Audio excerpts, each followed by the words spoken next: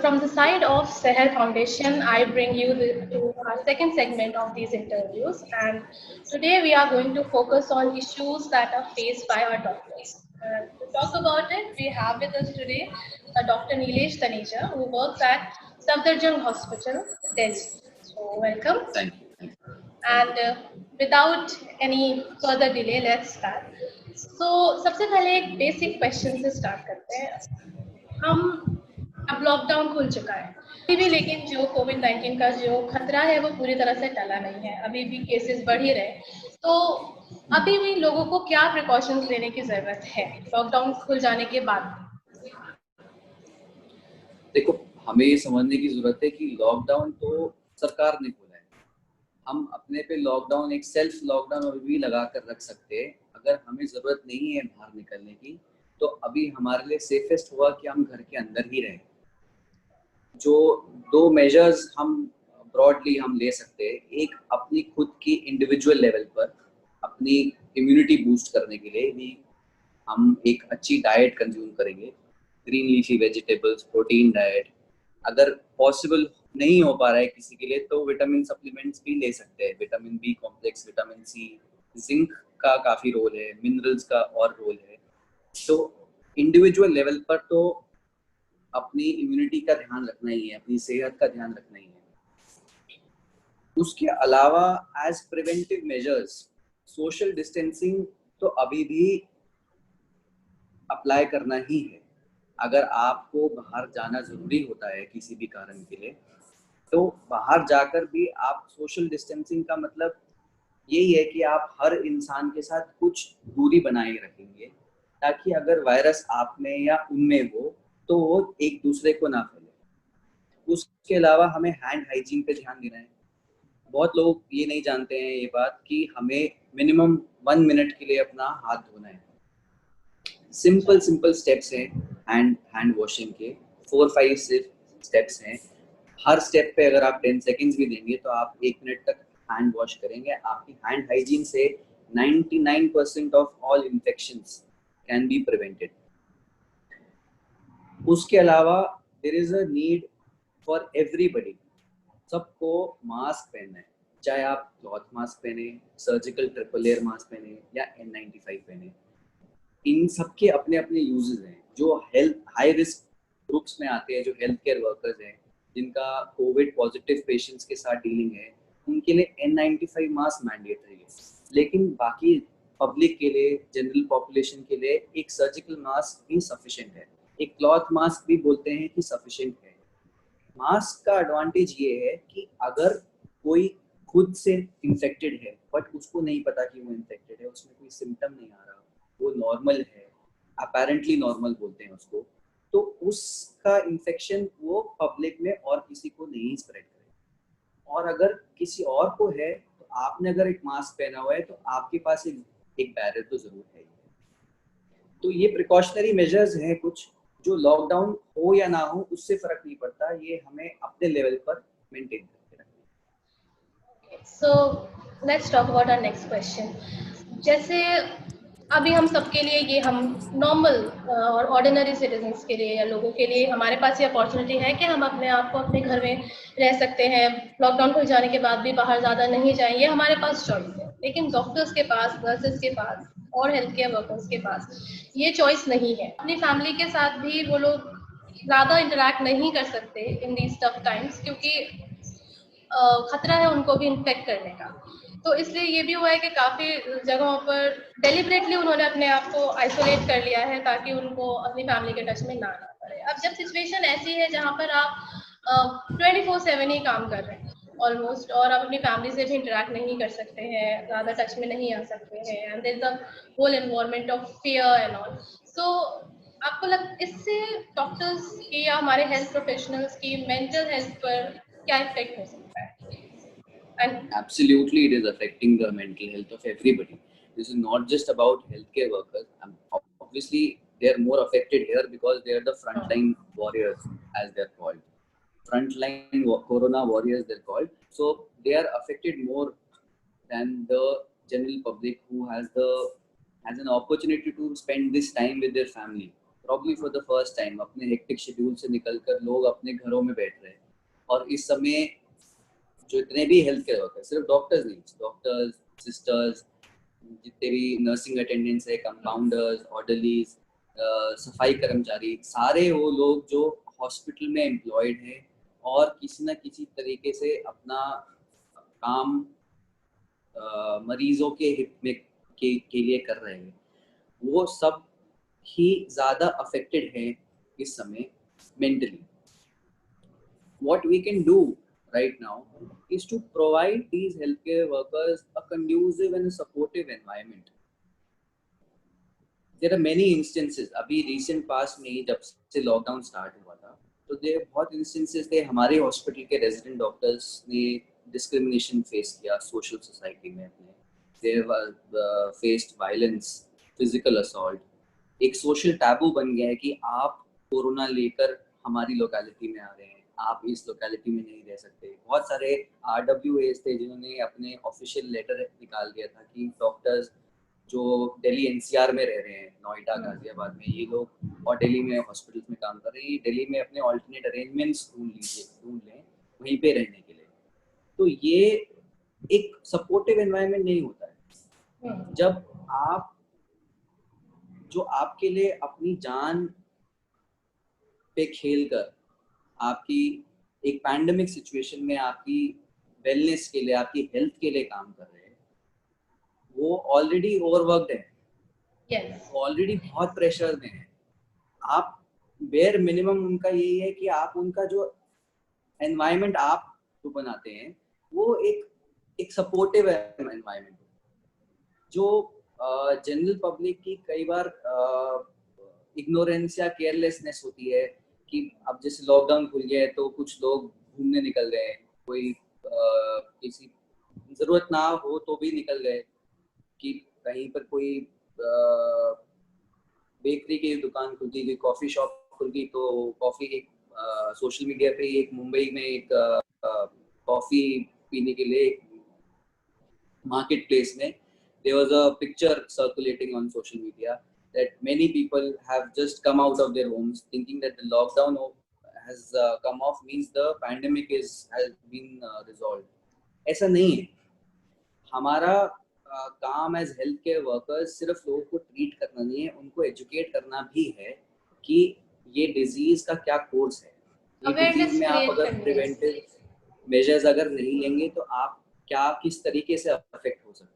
और जब आप पब्लिक में देखते हैं कि वो एक इग्नोरेंस है, एक देयर इज सम, कुछ लोगों कुछ there is some amount of carelessness, तो वो और नेगेटिवली ही अफेक्ट करता है हमारी mental health. Yes. So this brings me to my next question also, that yes, people are going out and everything, but there are still, in some of the to some people it happens that ये fear की वजह से कि हम virus को, we are going to contract the virus or something, लोगों के behavioral pattern में change आया है. So behavioral pattern, sleeping और eating habits तो बदली है, लेकिन साथ में कुछ अलग तरह के changes भी हैं कि लोग बहुत ज़्यादा क्लेanliness को लेके बहुत ज़्यादा ऑब्सेसिव लेवल पर आ चुके हैं. So कुछ लोगों में ये मेंटल लाइक OCD की तरह से डेवलप हो रहा है. So उन लोगों के लिए आप क्या सजेस्ट करेंगे? क्या ये फेयर इरेशनल तो बिल्कुल नहीं है ऑब्वियसली, बट क्या जरूरत से ज्यादा इसका होना भी कहीं ना कहीं गलत है? एट द आउटसेट मैं आपको बताना चाहूंगा कि इन जनरल किसी को भी पैनिक करने की जरूरत नहीं है. पैनिक से your capacity to act responsibility goes. Responsibly you don't act if you are panicking. आप कुछ ना कुछ अफरा तफरी में कर देंगे जो किसी को हो सकता है नुकसान पहुंचा दे. Although अगर कोई ज्यादा एक्सेसिव क्लीनलीनेस की तरफ भी जा रहा है इस समय, तो कोई एज सच प्रॉब्लम की बात नहीं है अनलेस उनको कोई कंपल्शन है, इरेशनल फियर है, या कोई ऐसी चीज है जो उनको एंजाइटी कॉज कर रहा है. In that case, वो तो again वो तो आ ही जाएगा. It will become a mental health issue only. But it is a good idea to err on the overprotective side in this time. So it's So better. it is better for them to do some measures जो हमें लगे कि ये over ज्यादा हो रहा है, कोई बात नहीं, वो ओवर प्रोटेक्शन अभी कुछ टाइम के लिए जरूरी है. ठीक है. Okay, तो next question, this whole panic thing brings me to my next question. अभी भी cases बढ़ रहे हैं और अब cases ज़्यादा तेजी से बढ़ रहे हैं. तो उस एक न्यूज़ सर्कुलेट हुई कि अगर केसेस इसी तरह से बढ़ते रहे तो हॉस्पिटल्स में शॉर्टेज होगी बेड्स की, और इससे भी लोगों के अंदर एक पैनिक का माहौल है. तो इस पर क्या बोलना चाहेंगे आप कुछ, कि शॉर्टेज जो रिसोर्सेज की शॉर्टेज है बेसिकली, जो हमारी कंट्री और इस टाइम पे फेस कर ही रही है, और आगे भी हो सकता है हमें ये ज्यादा फेस करनी पड़े, तो इसके लिए क्या कहना चाहेंगे? देखिए, हमारी कंट्री एक डेवलपिंग कंट्री है. We have always been resource constraint. Resources की हमें हमेशा ही कमी ही रही है. But as far as I know, मेरे जितने हॉस्पिटल में इस समय there is no shortage of any ventilator और any medical supply. Surely we are looking at a time जहाँ पे सबसे पहले हमारी मैन पावर की शॉर्टेज आने वाली.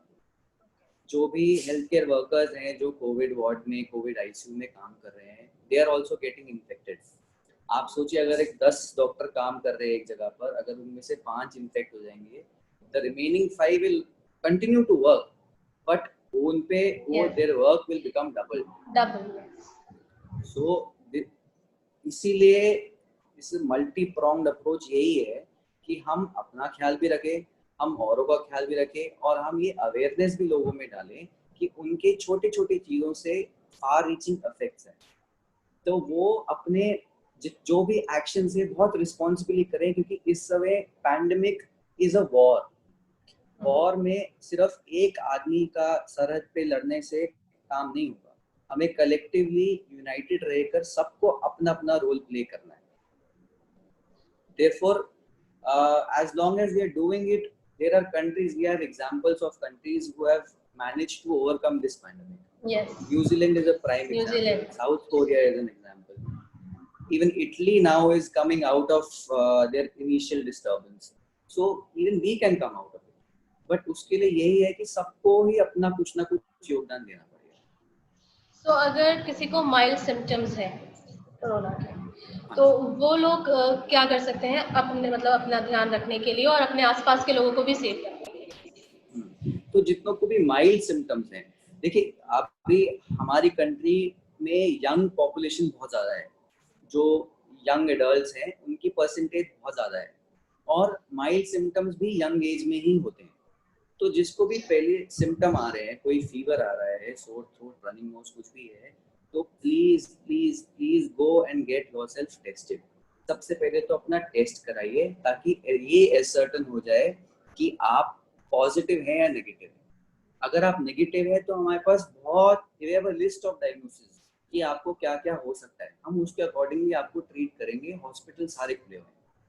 अगर आप पॉजिटिव हैं और आपको माइल्ड सिम्टम्स हैं, आपको फीवर आया, आपने मेडिकेशन लिया, आपका फीवर ठीक हो गया, आपको और कोई सिम्टम नहीं है, आपको शॉर्टनेस ऑफ ब्रेथ नहीं है, आपको कफ नहीं है, आपको कोई भी अनईजीनेस किसी भी तरीके की नहीं है, तो इनके मैनेजमेंट माइल्ड केसेस में घर पे शुरू करे हैं. एक I think it has been a month जब से गवर्नमेंट ने माइल्ड और एसिम्प्टोमेटिक केसेस को घर पे होम आइसोलेशन में प्रोविजन शुरू किया है. And it has proven to be very beneficial because एक हॉस्पिटल एनवायरनमेंट थोड़ा स्ट्रेसफुल एनवायरनमेंट होता है. आप अगर एक हॉस्पिटल एनवायरनमेंट में हैं तो आपके रिलेटिव्स को अलाउड नहीं है आपके पास आना. वो नहीं आ सकते आपको देखने के लिए, क्योंकि वो आप उनको डिजीज दे सकते हैं एज अ पेशेंट. अगर आपके माइल्ड सिम्टम्स हैं तो भी घर में भी आपको मिलना नहीं है, लेकिन कम से कम आपका एनवायरनमेंट एक नोन एनवायरनमेंट होगा. आपकी रिकवरी के चांसेस बेटर हैं, आपका एक मेंटल पीस रहेगा. द मेडिकेशंस जो एम्प्लॉयड हैं वो तो केस टू केस डिपेंड करेगा. But what we have been giving so far is azithromycin, hydroxychloroquine and multivitamins. इसमें now we have added recent advance में अब डेक्सामेथासोन भी आ गए हैं. In select cases we are giving plasma therapy. वो सब ये सब दवाइयाँ जो प्लाज्मा थेरेपी, डेक्सामेथासोन ये देते हैं हॉस्पिटल में, बट आप एक एंटीबायोटिक एजिथ्रोमाइसिन, हाइड्रोक्सीक्लोरोक्वीन घर पे ले सकते हैं, मल्टीविटामिन घर पे ले सकते हैं। एडिशनली अब एक पल्स ऑक्सीमीटर, एक छोटा सा इंस्ट्रूमेंट है जो आपकी बॉडी में कितना ऑक्सीजन है वो मेजर करता है, क्योंकि इस डिजीज में देखा गया है कि बहुत पेशेंट्स को साइलेंट हाइपोक्सिया होता है। साइलेंट हाइपोक्सिया या माने कि ब्लड में ऑक्सीजन लेवल कम हो गया लेकिन इसका कोई इफेक्ट नहीं आया, इसका कोई सिम्टम नहीं आया, वो साइलेंट रहा, तो उसको पता नहीं चलेगा, पता नहीं चलेगा। बिल्कुल मीडिया में काफी हैप्पी हाइपोक्सिया के नाम से भी इसको बोला गया है, काफी न्यूज रिपोर्ट्स हैं हैप्पी हाइपोक्सिया के लिए। तो उसका प्रिवेंशन यही है, उसका यू हैव टू मॉनिटर। तो आप एक वो पल्स ऑक्सीमीटर छोटा सा इंस्ट्रूमेंट है, वो आपकी फिंगर में लग जाता है, आप उसको उसमें देखें तो आपका परसेंटेज सैचुरेशन ऑक्सीजन का बॉडी में जितना है वो बता देता है। अगर वो कम हो रहा है और आपको कोई सिम्टम नहीं आ रहा है, that is the time when you can seek medical help. आप हॉस्पिटल में जाकर एक बार दिखा सकते हैं, आपको मॉनिटरिंग की हो सकता है तब जरूरत हो, वो मॉनिटरिंग हम घर पे कर सकते हैं। मोस्ट ऑफ द पेशेंट्स में वो 95 to 100% जो कि नॉर्मल रेंज रहती है, इसी रेंज में लाई करता है और पेशेंट्स घर पे ही माइल्ड केसेस रिलीव हो जाते हैं, रिकवर कर जाते हैं। मेरे खुद के एक डिस्टेंट रिलेटिव है, उनको माइल्ड केस हुआ, टेस्ट कराया पॉजिटिव था, आई हैड एडवाइज देम कि एक पल्स ऑक्सीमीटर ले लो, उनका 94-96 के बीच में वेरी करता रहा, नाउ ही इज रिकवर्ड, उनको हो गए 2 weeks, is recovered. So there is no need to panic for anybody, ये इसकी रिकवरी अच्छी है। और हमारी कंट्री में क्योंकि यंग पॉपुलेशन ज्यादा है, इसीलिए हमारी कंट्री में परसेंटेज मोर्टालिटी इस डिजीज की काफी कम है as compared to European countries जहाँ पे the population is more elderly. So yes, as a simple one line answer to your question, mild cases can be managed very well at home. Oh, okay. Thank you. In countries all over across the world, we have seen that people are applauding the doctors. They are coming out on the balconies and applauding the doctors and all. This is this hero worshipping is good, but do you think that it is enough for doctors to deal with their mental anguish daily? I was saying that hero worship was never what we wanted. It was never would you see a doctor asked to be worshipped like a god or a hero. वो भगवान का दर्जा जो हमें दे दिया जाता है, वो कभी भी कोई डॉक्टर आप देखेंगे नहीं जो मांगे उसको। At the most we feel that we are messenger of God, कि अगर कोई किसी को कोई बीमारी हो गई कुछ है तो हम उसको समझा सकते हैं कि ये क्या बीमारी है, हम उसके बारे में थोड़ी नॉलेज ज्यादा रखते हैं। तो दिस ये बहुत पॉपुलर है, दिस डिवीजन बिटवीन, सीधा जंप होता है फ्रॉम डेविल टू देवी। मैं बोलता हूँ इसको, या तो बिल्कुल विलन है हम या हम भगवान है। मैं कहता हूँ हम दोनों ही नहीं, हम आपके जैसे इंसान हैं, हमें बस इंसान की तरह ही ट्रीट करो, treat us as equal humans. हमारे बहुत सारे रेजिडेंट डॉक्टर्स हैं जो 12-12, 24-24 घंटे की ड्यूटी करने के बाद जब घर जाते हैं तो उनके लैंडलॉर्ड, जहाँ पे भी वो रेंटेड रह रहे हैं, लैंडलॉर्ड उनको रहने नहीं देता, वहाँ पर उनको परेशान करता है, उनकी इलेक्ट्रिसिटी काट देता है, उनका वाटर सप्लाई कट जाता है, उनके घर में मेड नहीं आने देते क्योंकि वो मेड दूसरे घर में जाएगी तो बोलता है कि वो इन्फेक्ट हो जाएगा सब कुछ। तो ये बेसिक नेसेसिटीज जो एक इलेक्ट्रिसिटी, वाटर, रहने सहने का एक जगह, अगर आप इतना ही दे दें, एक डॉक्टर को इतना ही सपोर्ट कर दे इस समय, वही इनफ है हमारे लिए। There's another set of people who are working right now. Like all of us are working. Some are working from home and some, but there is another set of people जो घर के बाहर जाते काम करते हैं। हमारे गार्बेज ट्रक ड्राइवर्स हो गए या जो लोग जो सिक्योरिटी गार्ड, बिकॉज बाहर निकलना उनके लिए भी नेसेसिटी है, ये जॉब उनकी जरूरी है क्योंकि वो हैव टू अर्न समहाउ, तो दे आर टेकिंग इट, वो ये रिस्क ले रहे हैं कि वो बाहर जा रहे हैं, वो हमारे घरों में आ रहे हैं, they are coming here to collect garbage and everything they are doing. So कहीं ना कहीं हमारी एज इंडिविजुअल्स ये रिस्पॉन्सिबिलिटी बन जाती है कि जब ये लोग काम कर रहे हैं तो इनकी भी ये भी अफेक्ट ना हो, ये हमारी भी रिस्पॉन्सिबिलिटी बन जाती है। तो as individual, as humans, what can we do to ensure the safety of these people? देखिए, as a individual, we have to respect everybody's work, Yes. and we have to extend support to their work. Yes. अगर आप हमारे घर में कोई कूड़ा उठाने आता है, इसका मतलब ये नहीं कि हम अपने घर की सराउंडिंग्स को गंदा करेंगे कि उसको अपना काम करना है. हमारा पहला काम है कि हम अपने लेवल पे हम जितनी चीजें कर सकते हैं वो करेंगे. वी हैव टू, ये कोई भी ऐसा काम नहीं है कि कोई इसकी करने से किसी से रिस्पेक्ट कम हो जाती है या कोई करता है उसकी रिस्पेक्ट कम नहीं. We have to respect them, and especially in this pandemic situation we have to be compassionate with everybody. Definitely. I think ये एक अच्छा टाइम है जब हम प्रिविलेज को रीडिफाइन करने की कोशिश करें. अगर आपके पास एक रहने की एक जगह है, खाने को टाइम पे खाना मिल जाता है और आपके फैमिली मेंबर्स सब स्वस्थ हैं, तो आप प्रिविलेज हैं. बहुत से लोग हैं जिनको ये बेसिक नेसेसिटीज हमारे देश में नहीं मिल पा रही है, अभी भी नहीं मिल पा रही है. और वो लोग हैं मोस्टली जो हमारे ऑड जॉब्स करते हैं. उनके साथ हम उनको जितना भी सपोर्ट कर सकते हैं. अगर आप देखो, आप कोई क्लीनर है जो मास्क नहीं डाल के आया, 4 दिन से बेचारा एक ही मास्क पहन रहा है, आप उसको मास्क दे सकते हो, मास्क दे दो. इतना ही कर दो, दैट इज द मिनिमम. इतना करने से एक जो भी मतलब at a psychological level, if a person feels respected, he feels fulfilled in his life, तो उसका एनर्जी बढ़ जाएगा आपको और सर्व करने. This is the same with doctors also. If you give us simple respect, simple necessities जो हमारी हैं, तो हमारा मोरल हमेशा अप रहता है. हमें कोई मतलब नहीं, हम 24 घंटे 48 घंटे विदाउट ब्रेक काम करते हैं और सब करते हैं.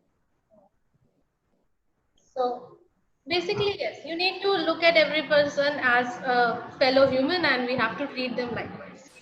Yes. All right, so I think this is it. In the end, I just want, if there is any message that you want to give to people in general.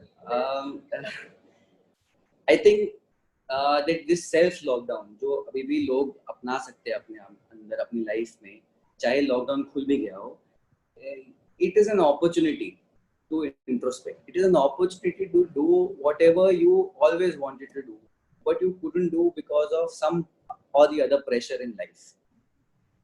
Just promise yourself to be a better version of yourself than you were yesterday. That's all. Completely agree with that. We have all the manpower, all the resources, all the potential to overcome any kind of pandemic that we are thrown into. That's Thank you so much for joining us. And so this is it for our second segment. And in the end, I want to say to all of you to stay safe and more importantly, stay happy. Thank you. Thank you.